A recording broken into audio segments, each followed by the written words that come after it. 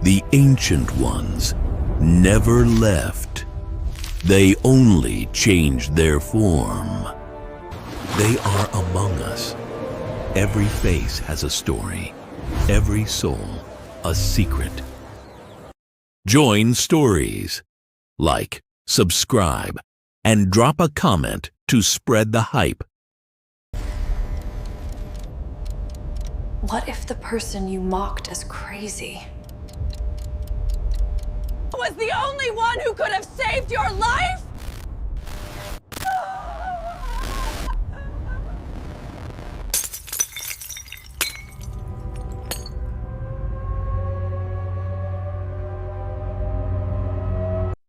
Chapter 1. The Goddess of the Crystal Tower. In the heart of the city, rising toward the heavens in a cold embrace of steel and glass, stood the massive tower that was both Sandra's kingdom and her dungeon.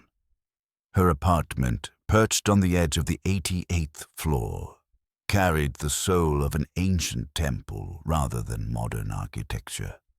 The floor was covered entirely in pitch-black marble, so smooth and polished that walking upon it felt like treading on a midnight sea. In the center of this marble ocean, Sandra would glide, trailing the hem of her handmade silk caftan behind her like a shadow. Her appearance suggested a woman who existed outside of time. She might have been in her 30s, or perhaps she had been there for thousands of years. The pale whiteness of her skin contrasted sharply with the warm orange of the amber necklaces around her neck. Her amber eyes always appeared misty, as if looking through a veil of fog.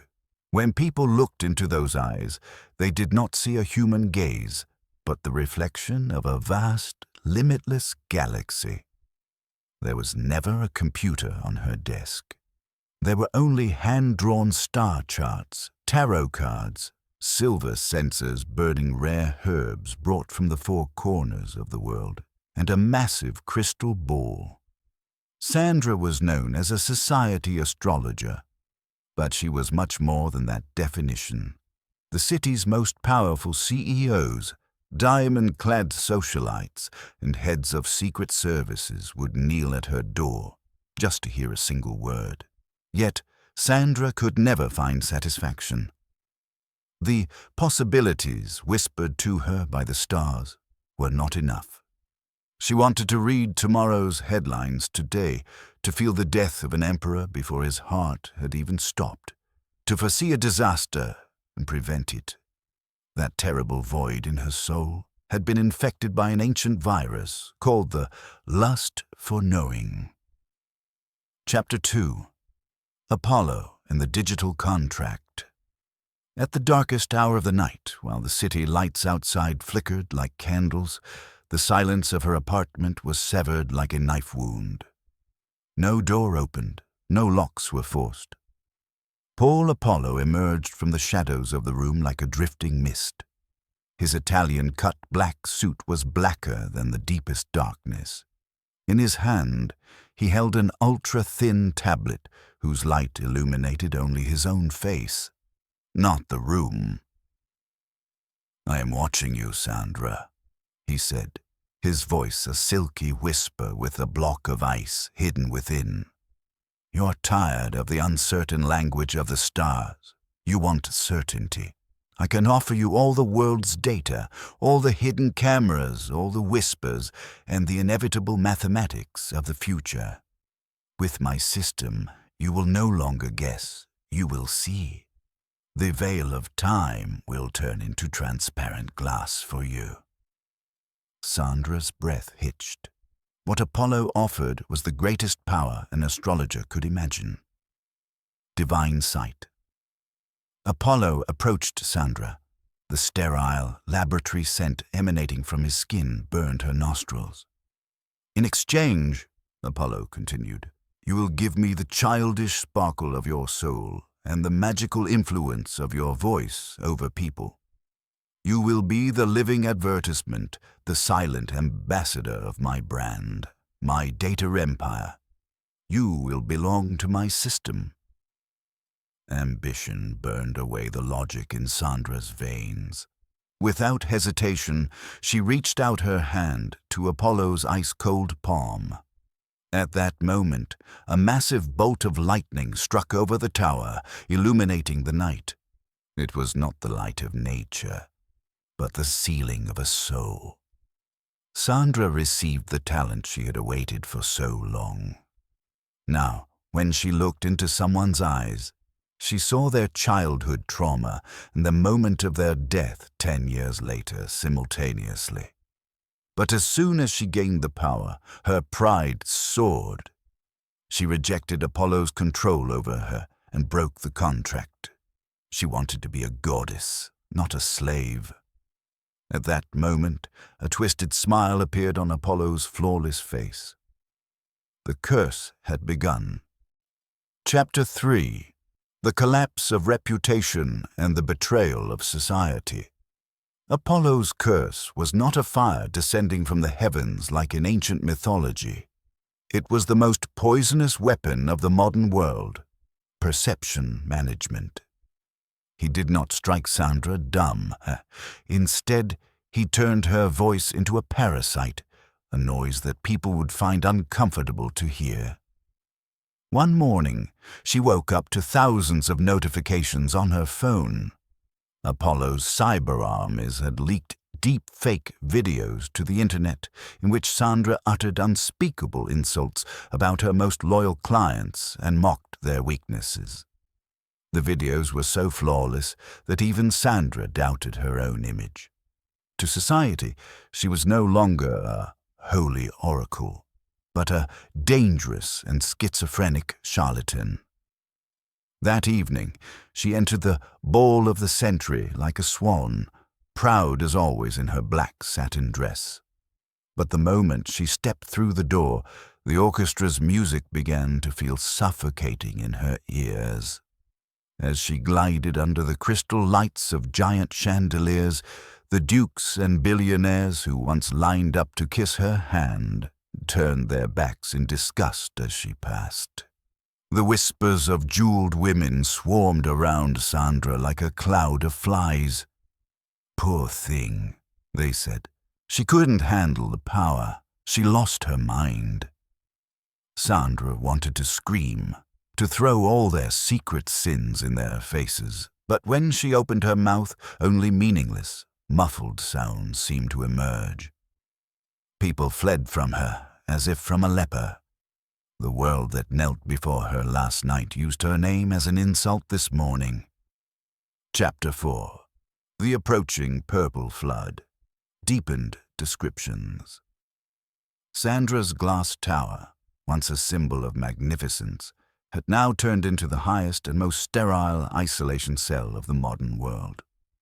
Her only link to the outside world was the cold food packages left at her door, untouched by anyone, with fake "get-well-soon" notes tucked underneath. People didn't just hate her. They now viewed her existence as a disturbing smudge and wanted to erase her from their memories.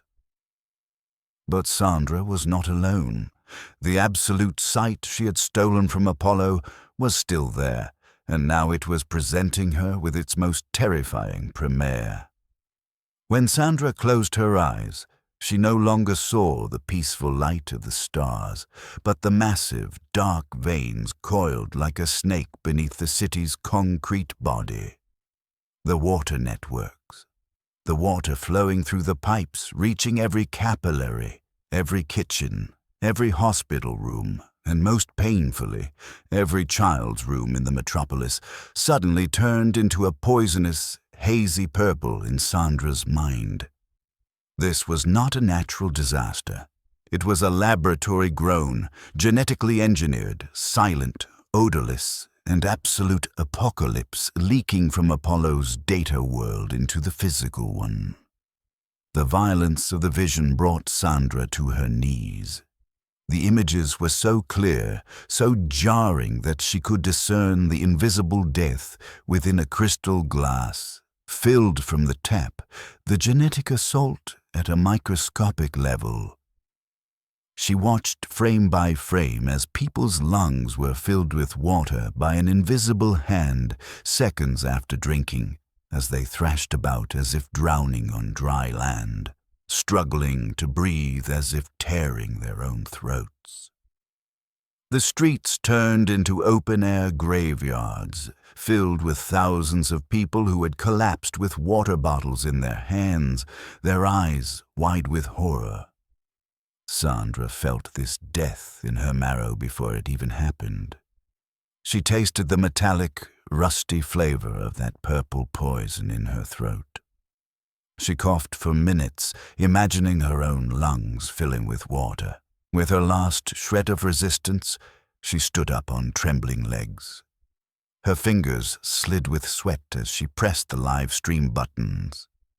She showered the editors of local newspapers and major news agencies with emails containing impossible-to-prove but terrifying data.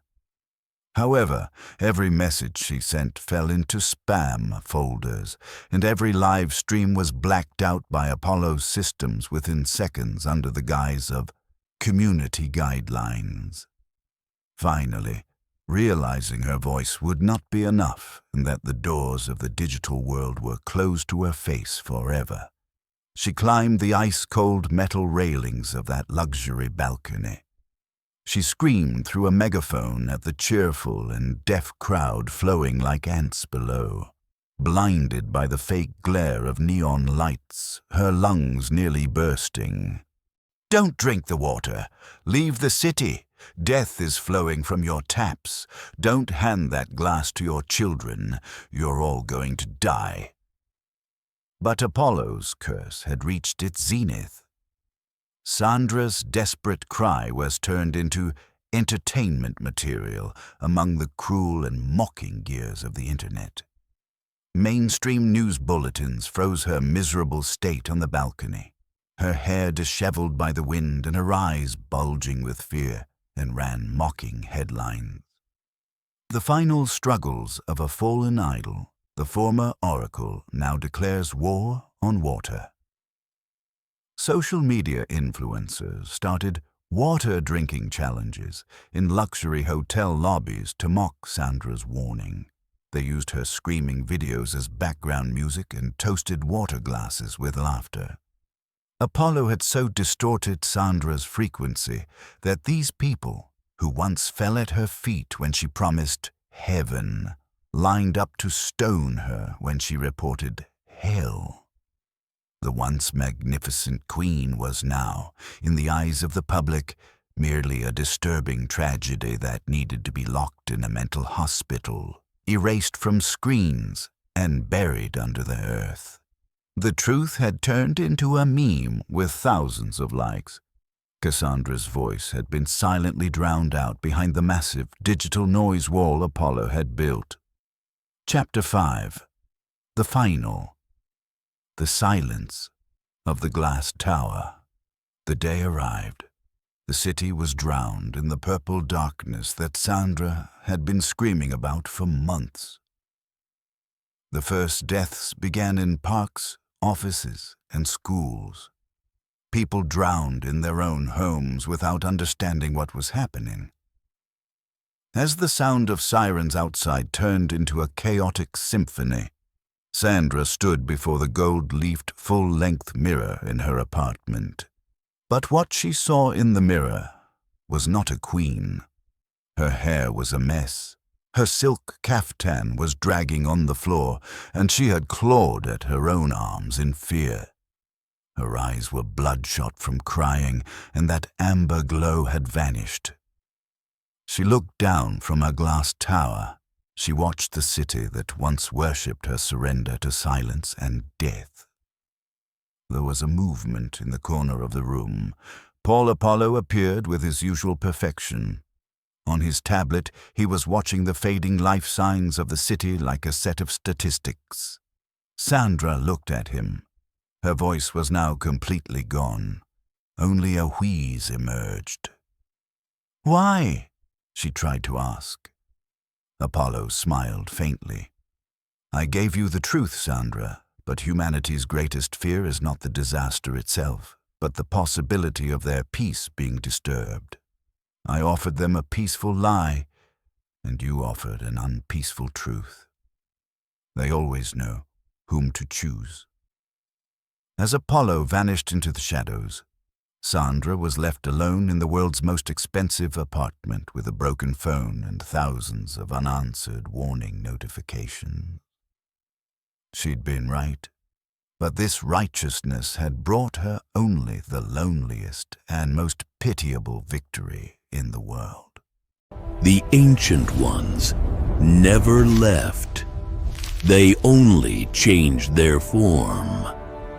They are among us.